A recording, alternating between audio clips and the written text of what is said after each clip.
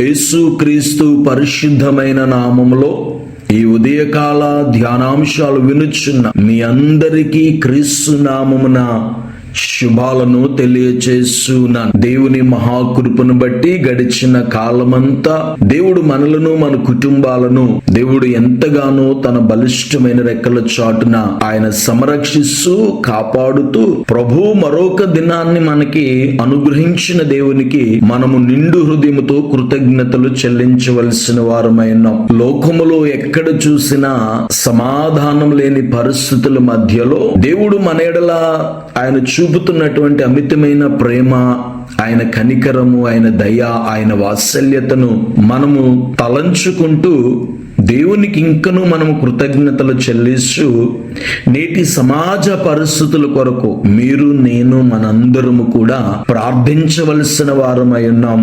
మనందరము ప్రార్థించినప్పుడు దేశములో దేవుడు గొప్ప నెమ్మదిని, సమాధానాన్ని దేవుడు కలగచేస్తాడు. ఈ ఉదయకాల ధ్యానాంశాల ద్వారా మీరందరూ ఆధ్యాత్మికంగా బలపరచబడాలని మానక మీ కొరకు మేము ప్రార్థన చేస్తున్నాం. మీరు కూడా మా కొరకు ప్రార్థిస్తున్నందుకు మీకు నా హృదయపూర్వకమైన నిండు వందనాలు తెలియచేస్తూ ఈ ఉదయకాల ధ్యానాంశం కొరకు దేవుని వాక్యాన్ని చదువుదాం.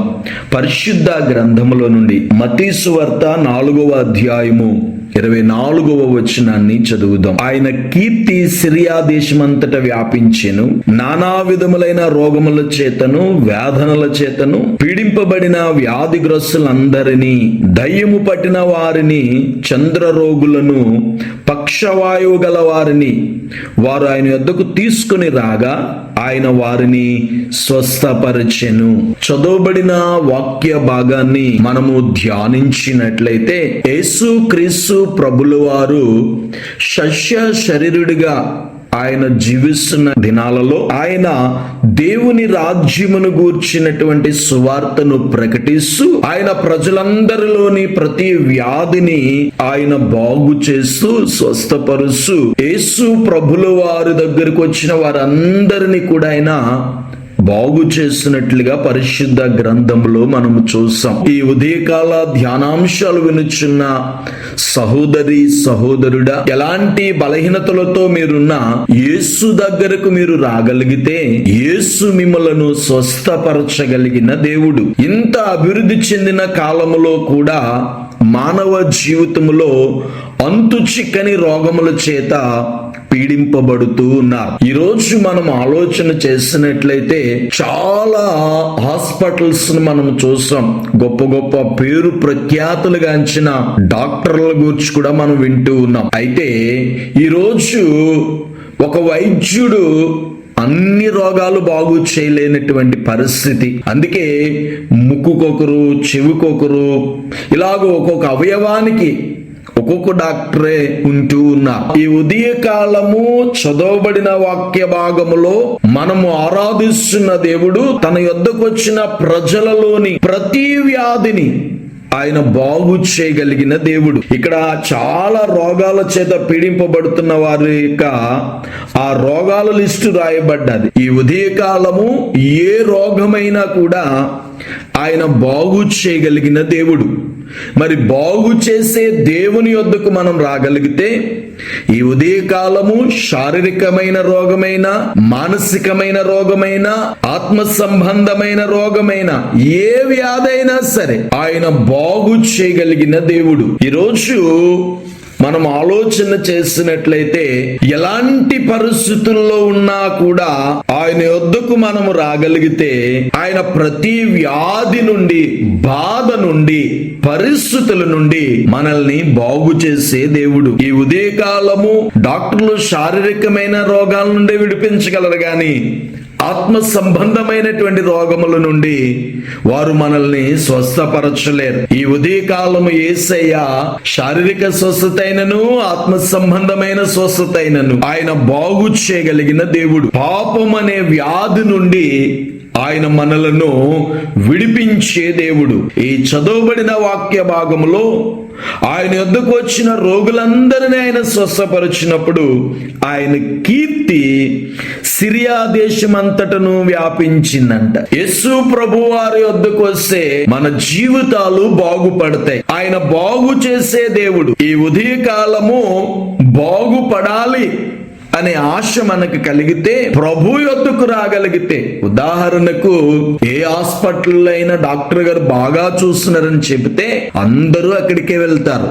ఎందుకనంటే అక్కడికి వెళ్తే బాగుపడతారని. 2000 సంవత్సరాల నుంచి ప్రకటించబడుతూ ఉంది సువార్త.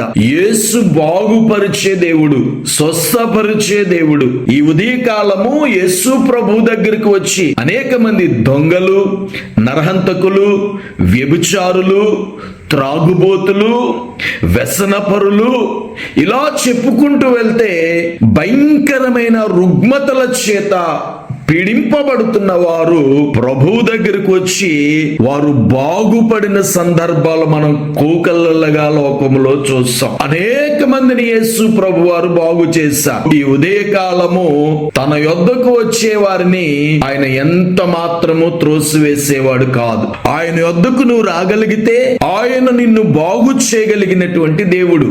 అది మరణాంతకరమైన రోగమైనా, అది పాపపు రోగమైనా, అది ఎటువంటి వ్యసనమైనా, ఎలాంటి పరిస్థితి అయినా కూడా ఆయన బాగు చేయగలిగినటువంటి దేవుడు. యేసుక్రీస్తు ప్రభుల వారు మన జీవితాల్ని బాగు చేస్తారు, మన పరిస్థితుల్ని బాగు చేసే దేవుడైన ఆయన యొద్దకు వచ్చి వారి జీవితాలలో ఆయన అద్భుతమైన కార్యాలు ఆయన జరిగిస్తూనే ఉన్నారు.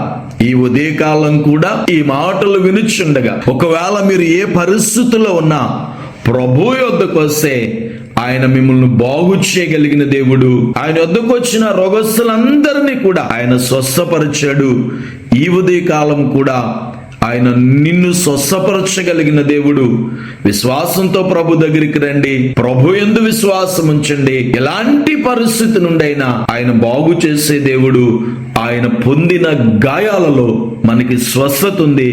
అటు స్వస్థత, అటు విడుదల, ఉన్నతమైన కార్యాలు ప్రభు ఈ ఉదయకాలం మీ అందరి జీవితాల్లో ప్రభు జరిగించాలని, మరి దేవుని యొద్దకు వచ్చిన వారు బాగుపడి స్వస్థత పొంది వారి జీవితాల్లో సమాధానాన్ని, నెమ్మదిని వారు పొందుకున్నారు. మీ జీవితంలో కూడా ఎలాంటి పరిస్థితుల్లో ఉన్నా ఈ ఉదయకాలం ప్రభు యొద్దకు రండి. ప్రభు మీ జీవితాలను బాగు చేసి మీ జీవితాల్లో గొప్ప ఆశీర్వాదాన్ని దేవుడు కలగచేస్తాడు. అలాంటి ఉన్నతమైన కృప దేవుడు మనందరికీ దయచేయనుగాక.